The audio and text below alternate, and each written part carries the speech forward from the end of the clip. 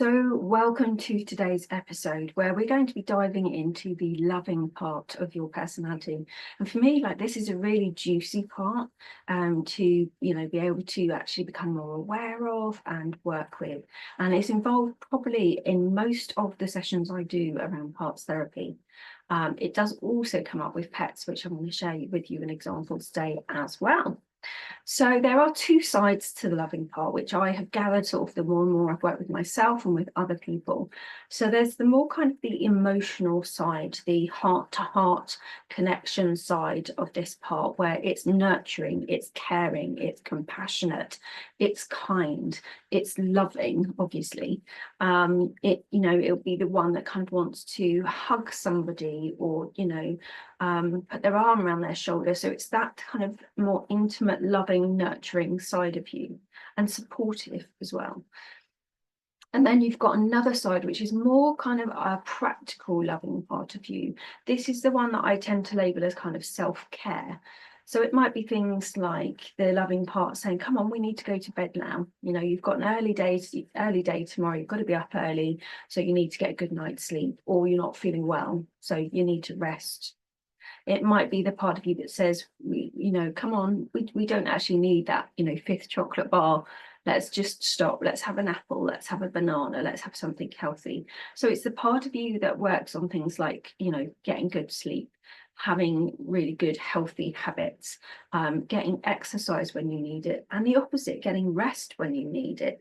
It's the part of you that would be practical in listening to your needs, in a sense, having healthy food versus processed junk food. So it's more of a self-care side of things, but I've noticed that there are definitely two sides. Now, we may model love languages that have been modeled to us in childhood. So, for instance, if your parents were somebody that their love language was basically buying you things, so that might be sort of seen as a love language of kind of receiving gifts, that's what they do, it's their way of giving things to you. You may then go on and perceive that that is the way that, love is shown, because that's what's been modeled to you. Now, that might not necessarily be the case, because if you've been around other people that perhaps show other love languages, then again, obviously, you're getting different intake from different people. So it's not always the case, but that can be the case, that is there. And I certainly have noticed with myself, there was a certain love language that was used with me as a child, and I took that on board. But then there was other things that I didn't do that would be classed as loving myself. So it's a real journey of exploring that side of things. And one of the things that you can do as we're talking about love languages is you can actually do a love languages quiz, which is by Gary Chapman even. I will share the link in the description of the episode, and then you can actually go and do that quiz. And I'll share a little bit more about that as we go through this today. Now, childhood trauma or adverse childhood experiences also comes into this loving part very well, into all of the parts of our personality, but especially the loving part of us. So if you have gone through childhood trauma, often what can happen is many people will actually love other people. So one question you can ask, or I would ask people, is, do you love other people more than you love yourself? And if you say yes, then it's very likely that you may have childhood trauma in your background, even if you're not conscious of it. Okay, and obviously the intensity and the extremity can vary, as you can imagine. But what often happens with childhood trauma is we actually start, even as a child, loving somebody else's inner child because they're not able to do it for themselves. So then what happens is, because then that parent, this is my own personal opinion on it, because of me doing parts therapy and working on myself with this part quite a lot, and working on other people with this part. So remember, this is my personal perspective of how this all works based on all of the different parts I've worked with people with. So what normally happens is, when you are having that childhood trauma and this loving part of you is looking after somebody else's inner child, and then that person does not say to you, no, darling, it's all right, I don't need this, I can look after myself, I love myself, when that is not then said that, hey, I can deal with this myself and I can love me, what happens is you continue doing it. And then obviously you get into adulthood and you maybe don't have those people around you that were then kind of showing love to you. So of course you're then still continuing to love other people. Who's loving you? And quite often people will use that phrase, no, no one loves me. And normally when I hear somebody say that, no one loves me, no one listens to me, no one cares about me, it's often that our inner child is feeling that about us, about our personality parts, that none of our personality parts are loving them or caring about them or listening to them. So if you ever hear that, just consider that fact, just consider that phrase, okay, so if I'm saying nobody, verb, nobody loves me, cares about me, etc., do I care about me? And you've got to be truthful with yourself with that question. Do I care about me? Do I listen to me? Do I listen to my needs? Do I know I've got needs? So it's definitely worth obviously taking that on board. But what often happens with this is when you've got that dynamic of, as that child, you are loving somebody else's inner child. Now remember, the loving part, like every part, their intention is always to keep you safe, to allow you to survive, or to allow you to cope, or a mixture of all of that. So this loving part is doing what it feels is best to survive, okay, to kind of get you through, to protect you sometimes in some way. So its intention is always positive. It doesn't mean, though, that because its intention is positive, the outcome is positive. Because actually, when it's doing that, it's loving externally, that part within you, normally the inner child, that, but there are other parts, but mainly the inner child that wants to feel loved, then doesn't, because there's nobody loving it. So two things can kind of happen from this, okay, is when you work with these parts, especially when you work with the inner child and the loving part is completely unaware quite often, certainly was with me and with other clients I've worked with, that there was even a part within me or within my client that actually needed love. So it had this massive, slap, basically, slap across the face of, oh my goodness, there's a part here that needs to be loved and I've not been doing it. And often with that, it brings a sense of sadness, sometimes shame, sometimes guilt, because it realizes that it's neglected that part of you that wanted and needed love. And it has to forgive itself for that, because obviously what it was doing was a positive intention to keep you safe, to allow you to survive and so on. So it's about that loving part forgiving itself and moving forwards in a different way and rebuilding the relationship with your inner child. Very often, in these kind of dynamics that we're working with, the loving parent is seen as kind of the motherly figure and the protective parent is seen as the fatherly figure. And that's just kind of how it is. And what you're effectively doing is you're reparenting yourself. So what we're trying to do is reparent, is to get those parts to know each other again and build the relationship so that there becomes more of what we call a secure attachment. Okay. And secure attachment is where, in this case, that part is feeling loved, it feels safe, it feels it's got a safe space. Think about a child that falls over in a playground, and runs up to mum or dad. It wants to know that they are their safety net, that they are going to be held and like, it's okay, we'll kiss the knee better. If you've got a parent that says, oh, for goodness sake, it's only a graze, come on, carry on playing.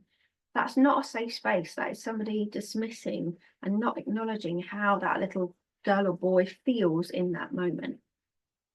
So we're trying to create more of a secure attachment. And that's what happens, as you start to build back this relationship.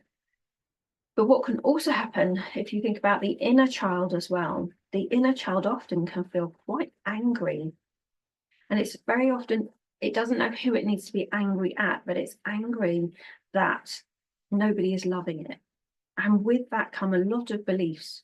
So it can be things like, I'm unlovable, I'm unacceptable, there is something wrong with me. Even sometimes I am wrong, it's my fault, I'm not good enough, I'm nothing, I'm worthless, I'm useless. There can be plenty of beliefs that come up just because the loving part of you is actually loving somebody else's inner child. That child may feel very much, your inner child may feel very left out. So I'm an outsider, I'm left out, I'm abandoned, I'm alone. So there's plenty of things that can come up from that, which then that child, that inner child within you, is carrying all of your life. And it can then get triggered. It can, you will then perhaps navigate to relationships that may trigger that belief, or you might be with somebody and that belief gets triggered, even though they haven't actually necessarily abandoned you in any way, but it's being triggered.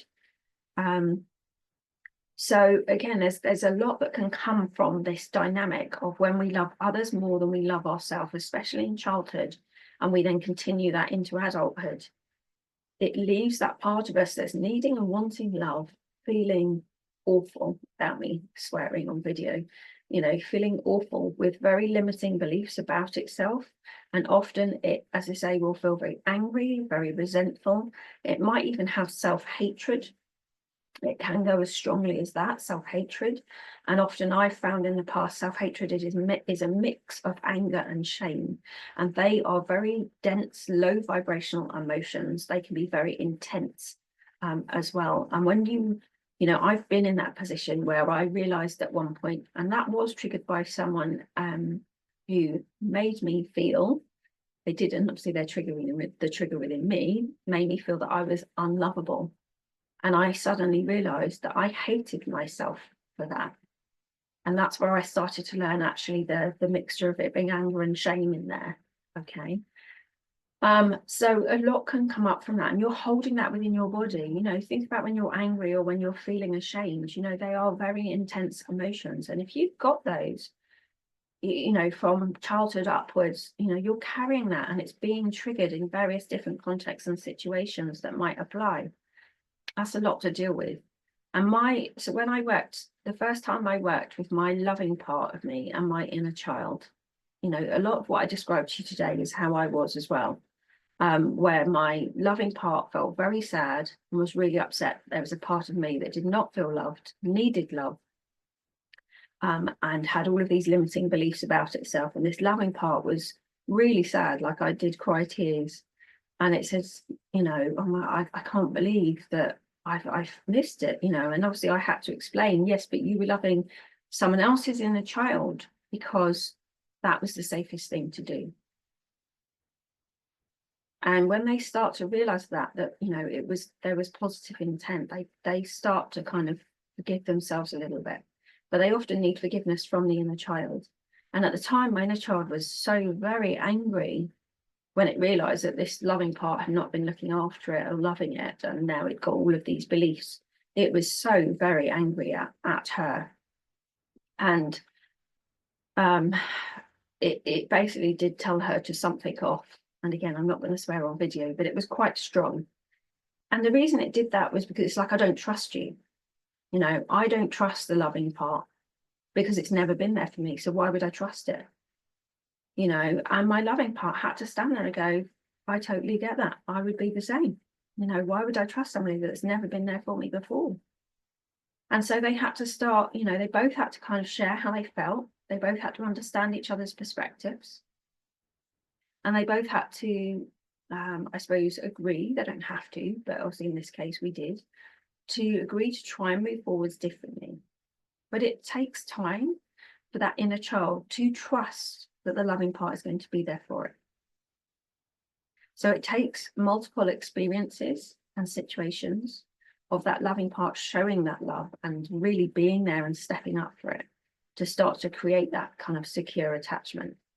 So I want you to be aware of that. If, as I say, you answered yes to that question, do you love others more than you love yourself?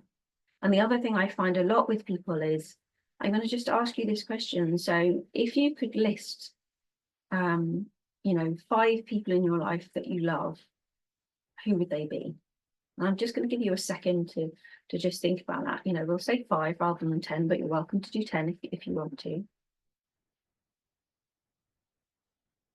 So I'm just giving you a moment to think about that. And what I find is when most people do that, you might be different, and that's great, but most people will not put themselves on that list.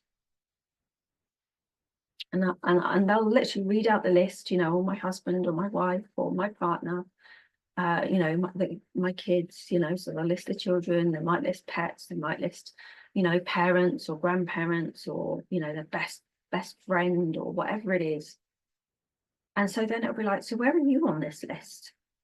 And again, you know, that's quite informative if you're not on your list. So if that's the case, then, you know, listen to the rest of this video. I'm going to give you tips throughout as to how you can start loving yourself more. Okay. So as I said earlier, this also does work with pets. I have done, you know, working with parts with pets as well, not massively, but it does come up when I'm working with them. And there was one doggy that was doing exactly what we've been talking about, really, was kind of loving their mum much more, but also then feeling very resentful that they weren't loved, because what had happened was their own pup mum, when they had been found in a household, this little girl had had her leg broken. I mean, it was a girl pup, had had her leg broken, and she had to be taken away from mum. All of the dogs were removed from the household, because obviously there was that situation. She went to have her leg fixed, and they all went to live in different houses. And obviously this doggy went to live in her forever home. But from that, she actually had those kind of limiting beliefs of, you know, am I not lovable? It must have been my fault. There's something wrong with me. And so naturally I went into that, okay, what would I do with the client? Well, actually, I would be doing parts. I'd be working with the loving part of them. So we worked with the loving part, and we worked with obviously the part of her that was not feeling loved, that was feeling like nobody loves her, and she was very resentful, and there was a lot of stress and anxiety going on within her with this. And we worked with those parts to start rebuilding that relationship with herself. And it was really beautiful to see it happen. In this instance, actually, and I always go with the flow, because she's always been the one dog that I've gone to see where something very special has always happened every single time I've gone to see her. Normally something I'm not expecting, like I would, you know, use a completely different therapy with her that I've never used with pets, or she teaches me something. She's always a teacher with the therapy sessions that I've done with her. And I can't remember where I was going with this, but she was a teacher. She was the one that first taught me that I could use parts. That's what I was going to say. So it's just popped back in my head. Sometimes I do get these moments where I you know, go off and then I come back again. So apologies if you're listening to this. So in this session, the other thing that happened is we decided to actually communicate with her pup mum. And I talked to her pup mum, and she told me what she felt about the original situation, and that got relayed to this beautiful doggy. And she started to understand it more. And I said to her, you know, you can connect with your mum. You can connect with your mum energetically, absolutely. And we taught her how to do that. And actually, the owner of this beautiful dog actually said at one point, I know that her mum was here. I could feel her. I could feel her step in. And it was really lovely that she then kind of got that closure and that connection that she needed. And it's making me, you know, a little bit emotional right now, because it was those special moments that really taught me there are no limits to working with pets. You know, with any therapies, basically, it's just how do I work with that? How do I apply that with them? So I wanted to share that because it's a beautiful story, and it also, as I say, very much ties in with parts. So if you are somebody that tends to give more love to other people than yourself, what can often happen is, imagine yourself standing with a rug under your feet. And the thing is when other people are the source of your love, that rug can be whipped from under your feet at any time. So often what happens is people feel quite insecure. They might feel quite anxious.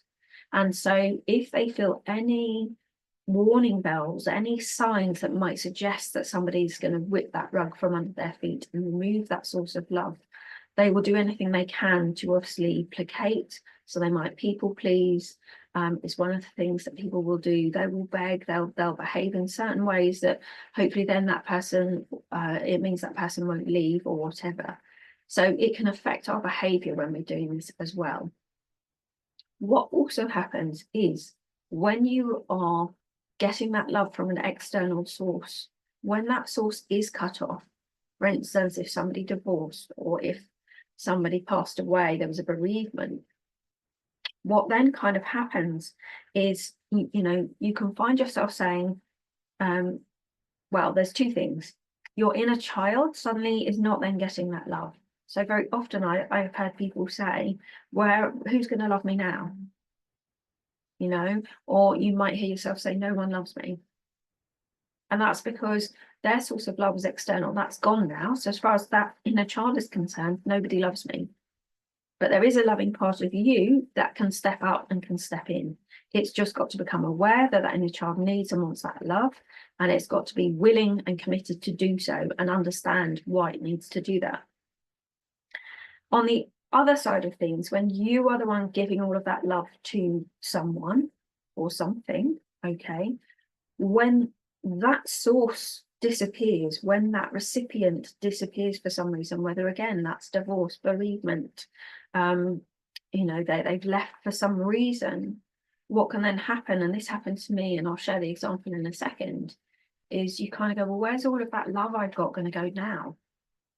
And the answer to that question is it needs to go to you.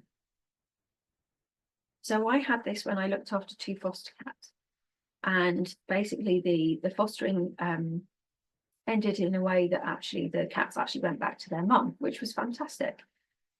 But because obviously I was loving those cats, you know, they were the ones that I kind of showered all of that love onto and gave to. Of course, when they went, I remember just sitting there and feeling so empty, and like, it's like I'd got all of this love backed up with nowhere to go. And I remember saying that, you know, that phrase basically, well, who am I going to love now? And I remember being more aware of my language at that time, going, that's an interesting statement. Actually, you know, the one person it needs to go to is me. You know, it needs to go to me. So those 2 phrases can come in, you know, where is all that love going to go now, but also from your inner child, who's going to love me? So again, just consider whether in any way that resonates with you. So when parts of us do feel loved, very often what I find, certainly in therapy, is they will grow up, they will mature, but very often the main thing you see is they expand. Yeah, they just expand with their energy. They normally are, you know, taller or bigger. People will say they feel safer, they feel happier, they feel calmer. And again, we can relate this back to it being a more secure attachment, because when you've got secure attachment based on attachment theory, that secure attachment style, you do generally feel safe. And if you feel safe, yes, you're not going to feel, you know, as anxious. You're going to feel calmer. You're going to feel happier. You're going to feel, you know, loved and held, and know that you've got, you know, someone to go to, and they're going to listen to you and, you know, acknowledge your feelings and hear your thoughts and so on. You're going to be felt, you're going to be heard, you're going to be seen. So that's often why that happens when we're starting to reparent ourselves. And it happens sometimes also with the protective part, for the reason I shared earlier, that often the loving part is seen as more the motherly figure and the protective part more as a fatherly figure. You're creating secure attachment with each of them. Now, the other thing I also share with people is, if you've lived in a dysfunctional family as a child, you may not have had modeled to you a healthy version of what loving yourself means in all of its different ways. So when people say to you, you just need to love yourself more, sometimes that can be really frustrating. I know people are trying to be helpful when they're giving that advice. You just need to love yourself more. But if you don't know how to love yourself, and you've not had it modeled to you, and that's generally why you don't know how to love yourself, then how can you do that if you haven't got that information, if you don't understand what loving yourself means in all its entirety? So very often, if you do not love yourself, it's a bit of a journey to learn all about how to do that. Now, the first tip I would suggest, the first thing I would say to people is, well, there's 2 actually. The first thing I would suggest as a more practical measure is, Gary Chapman is the author of the 5 Love Languages. He created the book. He's also created a quiz. It's called the 5 Love Languages quiz. You can find it online. It's free to do it. I've done it myself. I give it to clients when I know that's also appropriate. So I would highly recommend that, because when you do that quiz, you're doing that quiz as if you're in a relationship, or you are in a relationship, and it starts to tell you what your love languages are. At the end of the quiz, it shares with you what those are, okay, in percentages. Now, there's reasons why this is good. First of all, you start to learn more about yourself. You start to learn how you wish to be loved, how somebody can show you love. But also what I have found with this quiz is that actually it also shows you the top ways to love yourself that you prefer. So it's not just from other people, it's from you too. So for instance, if your top love languages were, say, quality time and physical touch, okay? Quality time could be anything and everything, but it might be that actually I'd like to have quality time with people. That might be having, a girls' night in where it's just one-to-one with you, or it might be going out for a coffee. But also quality time can be things like spending time with yourself. And I'm not talking about, doing housework or whatever. I'm talking about, okay, what can you do for yourself that you would like to do? So that might be that you take yourself off for a walk by the sea, or you treat yourself to the cinema, or you take yourself out for a meal. Like, especially if you're single, I've said this to people before, I've taken myself out for a meal. And yeah, the first time I did it, it felt really uncomfortable. Absolutely. And it felt a bit awkward, in this sense of, oh, people are going to be staring at me because I'm on my own, and it's like, well, just take a book, just take your headphones and go onto YouTube and listen to some music or listen to a podcast whilst you're waiting, and actually it's at the point now where it's not awkward. I actually enjoy it, because also I think I'm showing other people that, do you know what, this is perfectly fine. I'm doing something to love myself. I'm taking myself out for a meal. I'm taking myself to the cinema. Doesn't matter if you're with somebody or not. So quality time can be lots of different things. It might be quality time as you joining a rock choir or a singing choir, because you love to sing and you want to do that, or joining an acting group and doing something for yourself. So it's working out, well, what is quality time for you? What does it mean to you? Because it might mean different things to you than it does to me or someone else. So it's about working out what it means for us, all right? And what I would suggest is, when maybe you've gone and done something like, maybe you've taken yourself out for a meal, just notice how that feels. Notice how it felt when you came home. Were you like, I really enjoyed that? Notice how you feel after you've done something. It gives you feedback. It gives you information. Did you enjoy it? Did it feel good? Did it feel like you was actually, investing in yourself and looking after yourself and doing something nice for yourself? If it was, consider doing it again, or consider doing something different that's very similar. You might be taking yourself off to a zoo, or, a play or a theatre, to see a musical or whatever that you've always wanted to see. So it's about that quality time, okay? And there's plenty of examples. I mean, video on itself. Physical touch. So physical touch might be that you can physically give yourself a hug. You can actually give yourself a hug, especially if you're going through a hard time. Physically give yourself a hug. It might be physical touch. You go to see a friend, you're like, oh, can I have a hug from you, please? And the hug normally, I can't remember the exact amount of time, but they normally say it's got to last something like more than 20 seconds to really get that hit of oxytocin. Oxytocin, the chemical that makes you kind of feel good, So, allow that hug. Allow yourself to be hugged if you would like to be hugged. Obviously, for some people, perhaps if they have had a certain form of trauma where hugging actually is a trigger, then obviously don't do something like that. Please keep yourself safe in that way. But if you're, as I say, if one of your love languages is physical touch, it might be, as I say, that it might be physical touch as you sitting and cuddling your dog or your cat. But again, be respectful. If that's something they don't like, then we're going to need to find another way, because it's not just about us, it's about respecting them as well. Okay. So for instance, Puss is not a cuddler, and that's fine. I have to respect that, and so I will find other ways. For instance, I will, when I see friends, I will hug them, as long as they don't mind being hugged, obviously. You know, the other thing that you could do is you could take yourself for a massage or a treatment where you are receiving physical touch. Now, yes, it's in a professional way, of course, but it's still physical touch. It's still something where you are having that moment where you are receiving that physical touch.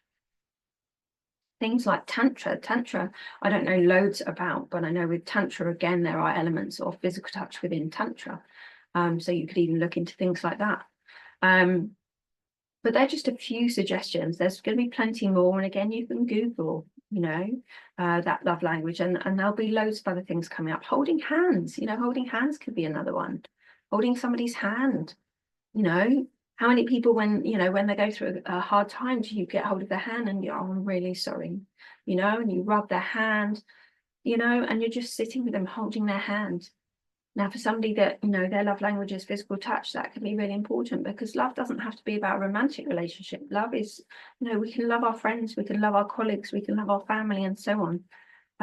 Again, it's the definition of love that comes into it. So I would highly suggest doing that quiz, because as I say, very often what you will find is the way you want to be loved by others is actually the way you want to be loved by yourself. So do remember that when you do that quiz.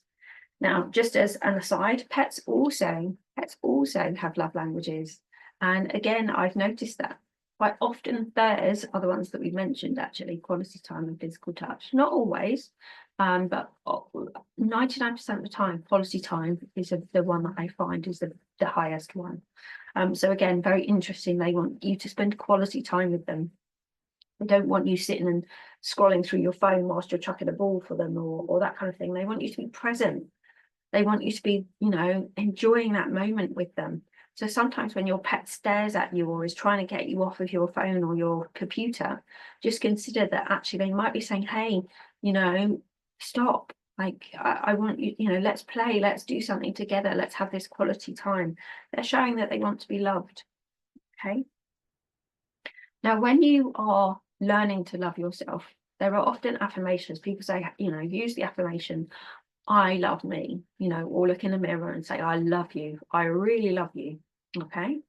Now, what I've found in the past is if I did that and I'd be like, I love you, I really love you, there would be like this little devil sitting on my shoulder going, no, you don't.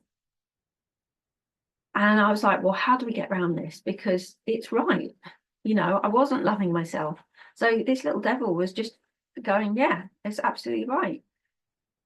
So I started to learn that actually with affirmations, you can, instead of going from one extreme to the other, I don't love myself, to, oh, I love me, why not do an in-between one that aligns with you at that moment in time? Now, that's not saying, oh, I don't love you. That's not going to work. But change it into, I am beginning to love myself. Or I am learning to love myself more and more each day. Because if that feels more aligned with you and more truthful, you could take that on board and you can say it. You can get up every morning, have it, stuck on a piece of paper on a wardrobe or somewhere where you're going to see it. And you can wake up and go, I am loving I'm learning to love myself more and more each day. And that might encourage you also then to research, do the love languages quiz. Start to look at the different ways that you can learn to love yourself. So just consider that with the affirmations, having them that in a way that aligns with how you feel right now. Because as I say, it didn't do anything for me when I just went, I love you, because I knew that I didn't. So I had to change it to something that was still in a positive, was still kind of a moving trajectory, but also aligned with me. Yes, I am learning to love myself. That's absolutely true. So that worked for me. So just bear that in mind. Loving yourself can also involve things like values. Values are what are important to us. So respect would be quite an obvious one, or hopefully is an obvious one with loving yourself. And that can be things like respecting your body by what you're putting into it. The food you're eating, the drinks you're consuming, healthy habits. For instance, it might be, doing more exercise rather than sitting on the couch, not doing anything. It might be, respect can be things like walking away from situations that aren't good for you, or where somebody's shouting at you, or those kind of things. So respect may come into it. Honesty is a big one. Honesty comes into it. Being honest with yourself, and you have to do that. I've had to look at and go, right, where am I not loving myself? Or, what are the things I do daily that are not loving myself? And don't get me wrong, like I'm not perfect. I'm still on that journey, but I'm teaching you, I'm using both personal experience and working with clients to help you if you're in this situation where you're not loving yourself as much, or you're giving that love to other people, but you're not giving it to yourself. And that's also something that you can look at is, if this was a friend, what would I say to them? Because if you beat yourself up, for instance, if you are somebody that beats yourself up, one question you can use, if this was a friend, would I really be saying this to them? Or if this was a child, would I really be saying this to them? Because quite often we go, no, I wouldn't say that to them. I'd be like, oh, I'm really sorry to hear that. And, giving them gentle suggestions. Well, you look after yourself, you be kind to yourself at this time, whereas with ourselves, I'd be like, come on, just get up and get over it, for goodness sake. It's completely different the way we love other people than we do ourselves. So consider how you might be with somebody else if they were in that situation, or the words that you're sharing with yourself, would you share that with them in that same context? If not, change it. Start acting differently. And it's always what, my strapline is: awareness is empowerment, because if we're aware of something, we are empowered to choose change, to think, feel, and act differently. And that's true in this situation. Once you become aware that you are beating yourself up, and you wouldn't do that with somebody else, then you have that choice to act differently, to talk to yourself with, kinder words, gentler words, more loving words, in a very nurturing way. If you did something that was very much outside of your comfort zone, praise yourself for that. Absolutely praise yourself for that, and say to yourself, that was a really big step. That was, I am so grateful that you managed to get over that hurdle. That was so incredible. Well done. There's nothing wrong with giving yourself praise, giving yourself that encouragement that you might give a child or somebody else, as I say, if they did whatever you did. So just bear that in mind. So think about what you need to feel loved.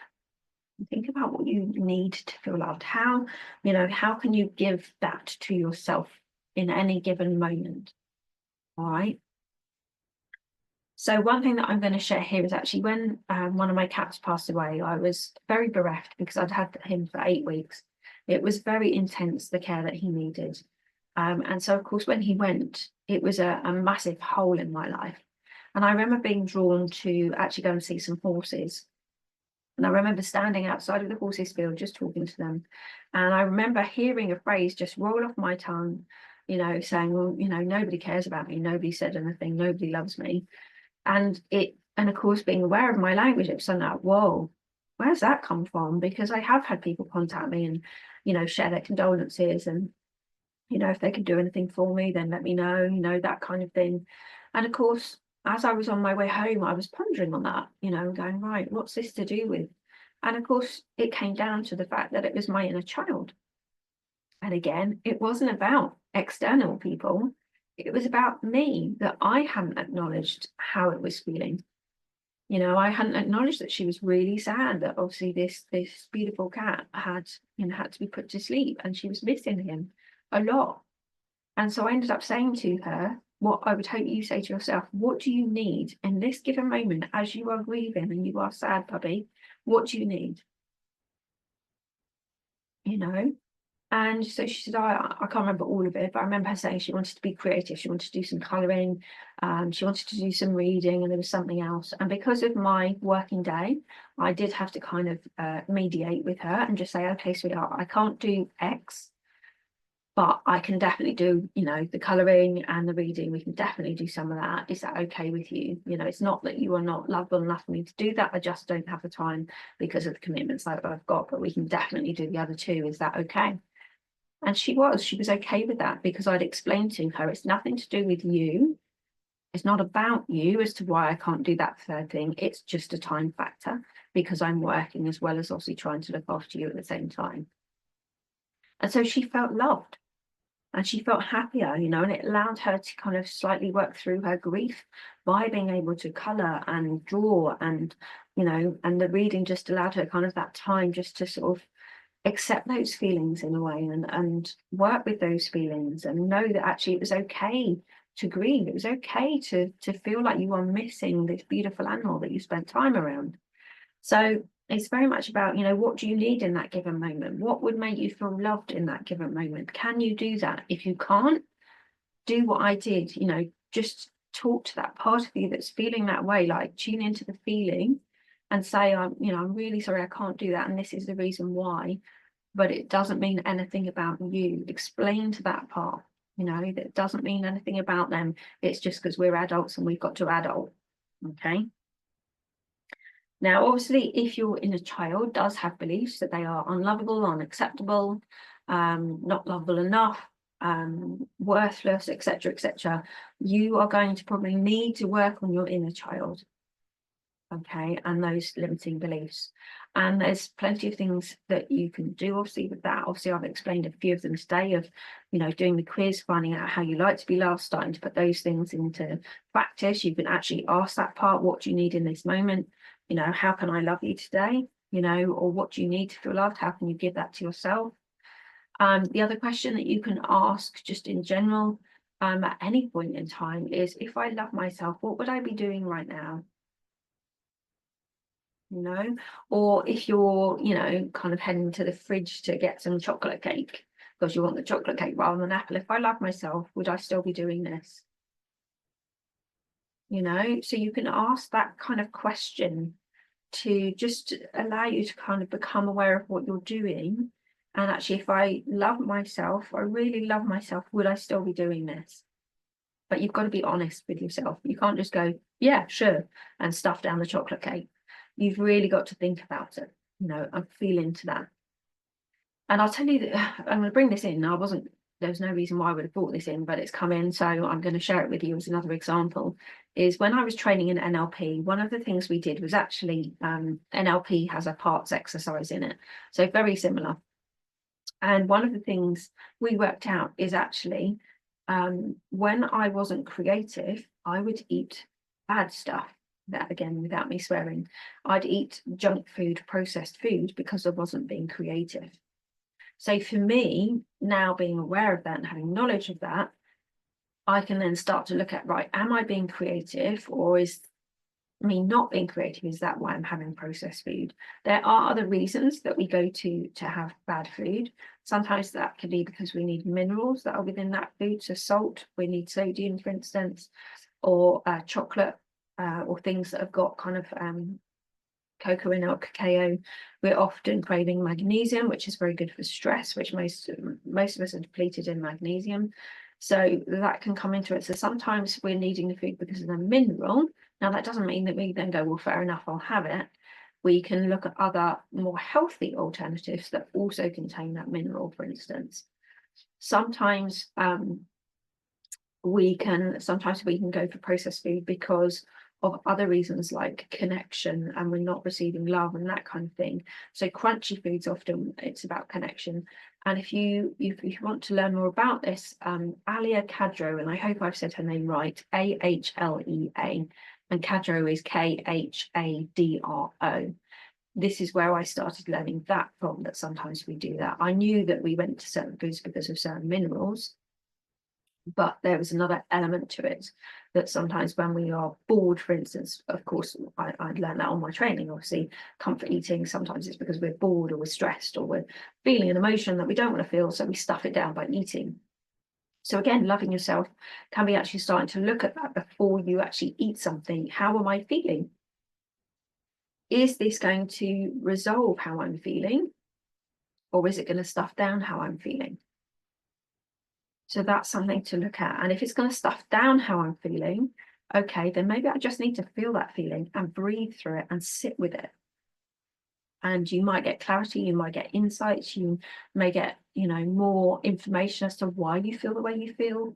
It might be, if you're angry, that actually somebody's overstepped a boundary, or they've said something to you that's triggered you. So again, by sitting with that feeling, using your breath to allow yourself to cope with that feeling, and and actually exploring why that feeling's there is going to be more lucrative and more educational for you than if you go and stuff down some processed food that's not going to do any of that. Okay, so this isn't a judgment. I'm just sharing it because of personal experience as much as anything, and client experience, so that you can have these tools to work with to help yourself. Okay, so I often find also, and again, this often happens with pet owners, I find, is when you don't know how to love yourself. Often what happens is when you don't know how to love yourself, you don't often know exactly how to love others. You will love other people in the way that it's been modeled to you, for instance, or in ways that you're already aware of that weren't healthy. So you will change that and perhaps love in a different way. But when you don't know how to love yourself, if you don't know how to be compassionate with yourself, how can you be compassionate with others if you don't understand compassion? If you're very judgmental with yourself, often you are very judgmental with other people. If you have very high standards of yourself, often unrealistic standards, i.e. you're a perfectionist, then you will often have those of other people as well. So it works in a lot of different ways. But as I say, quite often when you don't know how to love yourself, we also don't know how to love others either, because we don't know how to love ourselves in the first place. So, as I say, do the love languages quiz. Use some of those questions that I've shared about. You can even do what we call the wheel of life. If you look up the wheel of life, it's like this little kind of bicycle wheel that has different sectors, a bit like the Trivial Pursuit icon you use to play the game, with the different sections. And each section represents an area of your life. So it could be health, it could be leisure, it could be hobbies, it could be work, relationships, personal development, or spiritual development, wealth. So they're kind of some of the general sectors that are on there. And you could actually put those out and say, from 0 to 10, 10 being the best, 0 being the worst, how much am I loving myself in each of those categories? So in the health sector, for instance, how far am I loving myself? Am I doing exercise that, I enjoy? Am I doing exercise to help myself? Am I eating the right foods? Am I drinking the right drinks? Have I got habits that aren't helping? So I've been told I've got asthma, but I'm still smoking, for instance, or, you're doing a substance that you shouldn't be doing, and so on. So you could look at each of those sectors, in hobbies or leisure. Am I doing, pursuits that bring me joy, that allow me to have fun, that work with my talents, that allow me to be creative and so on? If not, how can I start doing that? What would take it from a 0 to a 1 in that sector? Is there something that I could try? Could I join a choir? Could I join a gardening club, a cinema club, a book club, a whatever club? Yeah. So think about those things, right? And one of the things that, again, so the loving part can cross over with some of the other parts that we're going to talk about. So we're not going to go too much into that. But one of the things for the loving part is acknowledge that you do have needs, especially if you generally are someone that actually, as I say, will look after everybody else's needs, protect other people first, love other people first, look after their needs first, and don't do that for yourself. Especially if you are a yes to them and no to me person, i.e. you'll drop everything and do stuff for them, but you then obviously end up not being able to do the things that you need to do for you. Okay, so listen to your needs. What do I need is the most obvious question. What do I need? Now, that doesn't mean that you wouldn't help people, for instance. Let's just use that example. But say somebody says, oh, I wondered if you'd be free for the day tomorrow to do X, Y, Z with me and help me with it. Okay. Now, it might be that you were thinking, oh, I'll do housework tomorrow, and I've got a project that I need a deadline for. I've got a deadline for, and I need to sort that out. And you then say yes to them. What very often happens is you'll feel resentful at yourself, because now you've either got to rush it through, or you're not going to meet that deadline, or you're going to have to, tell the person that it relates to, I'm really sorry, I'm not going to meet that deadline, or whatever. It's okay to listen to your needs and go, well, actually, I've got a project that has a deadline. I can't help you all day, but I could help you for a few hours if that works.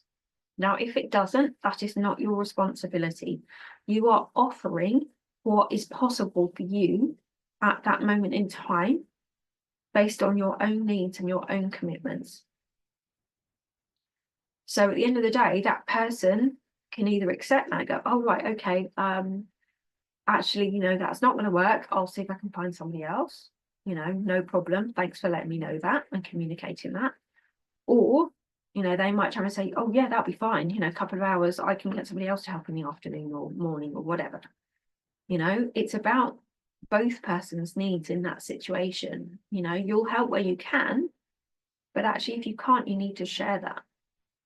And okay, yes, you know, again, there are contexts where that's going to differ. If there was an emergency, for instance, you may drop everything because it's an emergency, you need to help that person.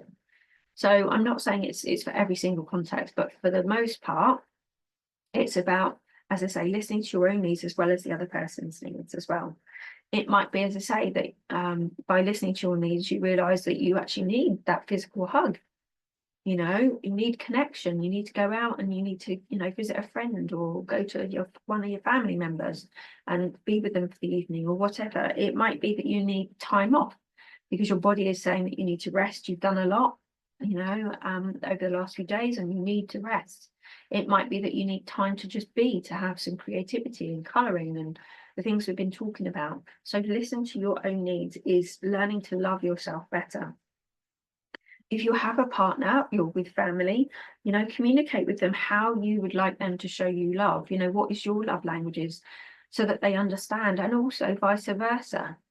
So you could both do the quiz, for instance, and see what comes up, because it might actually allow you to both understand, oh, okay, yeah, you've been trying to do that with me. I didn't realize that was love, you know. And vice versa, you might have been trying to show them love in a certain way that they didn't recognize was love, or they didn't want that as love, and they were looking for another love language which wasn't coming. So it can actually help deepen your relationship and allow you both to understand each other better. So remember the questions: how can I love myself better today? You know, what do I need? If I loved myself, what would I be doing right now? Or how would I be right now? What would I be saying to myself right now? They're the kind of things that you can work on. So that's pretty much everything I needed to share with you. There's probably things I'll think of afterwards, but there's plenty to be working with there. So if after listening to this episode, you want more of this, you know, you want to listen to the other episodes that are coming up, then please do feel free to go onto my social media pages where I share about the podcast and these episodes, and you know, like or comment, subscribe to the YouTube channel so that actually you'll see the notifications come in, hopefully, if the algorithms work as they should. So you'll see those notifications. And also I'd love to hear from you. So if you had any questions, if you have any comments or takeaways that you've got from this video, are there certain things that have resonated with you? Feel free to share that on social media where I share about this episode, okay? You don't have to go into ins and outs if you're a very private person and don't want to share that. You can just say, yeah, there was quite a bit that resonated with me. You don't have to go into the full details, okay? So again, please don't think that I'm asking that of you. So last but not least, thank you for listening. Thank you for watching. As I say, awareness is empowerment. You know, when you are aware, you are empowered to think, feel, and act differently. So take care, and I look forward to sharing the next episode with you, which is going to be the people-pleasing part.